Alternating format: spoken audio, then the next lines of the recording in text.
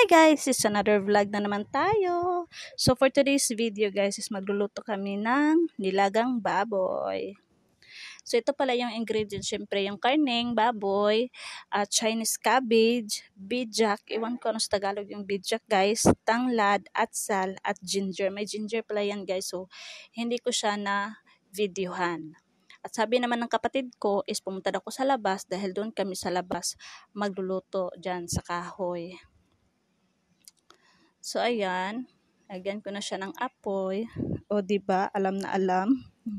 Alam ko yan guys kasi noon hirap ng buhay pero kinaya. At ngayon hirap pero kakayanin. Char. Hugot beshi. So after that, kinuha ko na yung paglulutuan namin guys. Hinugasan ko na. Ayan, sa pagkatapos kong hugasan, nilagyan ko ng kaunting tubig.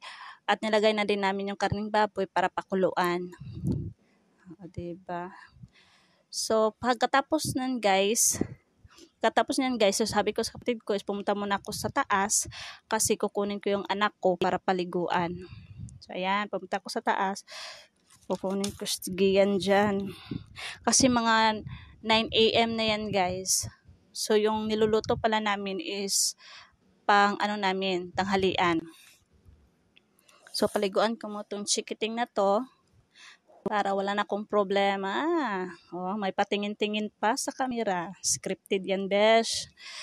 So, ang bilis maligo. May patawa pa sa camera. So, after that, pagkatapos niyang maligo, pagkatapos is bumalik na ako doon sa baba para tignan ko yung niluto namin. At yan, sabi ng kapatid ko, nilagay na daw niya yung tanglad, bidjak at ginger. At sabi daw niya, naglagay na din siya ng seasoning doon. Yung asin at bitsin. Yun lang nilagay niya. At sabi niya, pagkatapos daw yan, pag kumulo na daw yun, is kukunin ko yung gulay.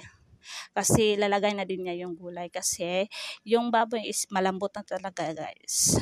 Ayan. So, tamang lagay lang si Sister Jen. Yun guys, lang pala yung namin guys, atsal. Kasi kinuha ng kapatid ko. Kasi may ginawa din siya. Ewan ko nang ginawa niya dyan.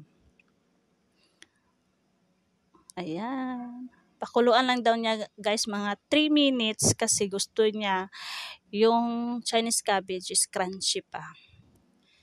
Ayan, tamang push lang si girl. Diba? So, pakuluan lang yan guys. So, after that, yan ang finished product. O, diba? Nawala na yung iba kasi kumain na yung mga kapatid ko guys. So, sa amin na yung mag-asawa. O, diba? Nakasave.